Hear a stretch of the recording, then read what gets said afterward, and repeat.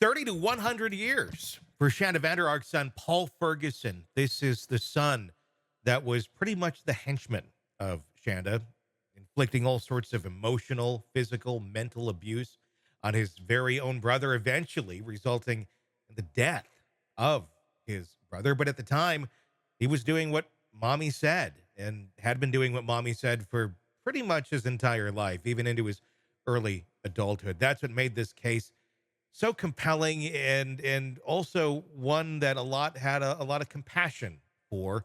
But at the end of the day, a very damaged person being sentenced to 30 to 100 years behind bars. Joining me to discuss, attorney Eric Faddis. Were you surprised by, they said, hey, you testify against your mom, we're gonna go easy on you?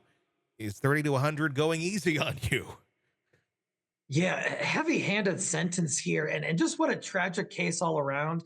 Of course, this poor 15-year-old victim never deserved any of this at the hands of his mother or the hands of his brother. But I think there are some like extenuating circumstances and considerations that the judge did not give enough weight to in deciding how to sentence Paul Ferguson in this case. Did he or did he not? Because here's how I took it. When I first heard the sentence, I didn't see the judge speak. I just saw the headline, and oh my God, like I felt that like the judge seemed to have missed a big chunk of this case, or at least the psychology surrounding Paul. But then when I heard the judge give his 20-minute impassioned speech about why he thought 30 to 100 was appropriate, I understood it a little bit more. They talked about the psychological evaluations and the studies and the statements that had been made by other people of Paul's seeming joy that he got out of torturing and being horrible to other kids and other human beings. So it kind of made me take a step back and think, as much as I'd love for this kid to get a second chance, he's this damaged. Was the judge really, preventing Paul from going out there and doing horrible things to other people, really because Paul doesn't know any better? Yeah, I mean, like you said, the judge was super heated in Mhm. this sentencing hearing, and rightly so. This was a horrible tragedy. Mental health diagnoses that Paul Ferguson claims to have, including his autism, and Paul Ferguson was kind of a pawn here in a way. He was a young man, like in his 20s or so, when all this was taking place. His mother was by far the ringleader, no Mhm. question about that. And so, the mother got an even stiffer sentence, and appropriately so. But 30 to 100 years is up there, man. And I just don't know if it considered how impressionable Paul was. Not excusing anything he did, Yeah. but he was sort of working at the hands of his mother.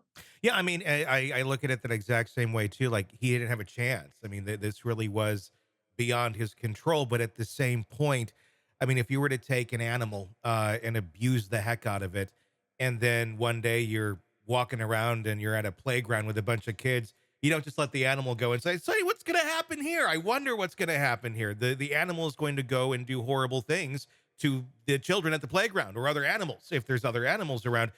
It's not the animal's fault. The animal had been abused horribly from its inception. Same with Paul Ferguson. I'm not calling him an animal, but it's the same sort of thing where when you know no different, this is what's going to happen.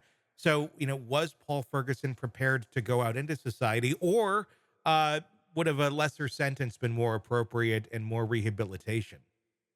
My thinking is something less than 30 to 100 years would have been more suitable for a case like this. As you said, Paul was a young man. He allegedly had these mental health issues. He's acting at the direction of his mother, who appears to be just a complete monster. I'm sure Paul was traumatized in a way Mhm. by the acts that he was directed to commit. No excuse for those acts, and he shouldn't have done that. But like you said, if someone, you think Paul avoided all of this abuse and it was only on the other child? I don't think so. I No. bet in that home it was traumatic and horrible for everybody, and I'm just not sure the judge adequately considered that in the sentence.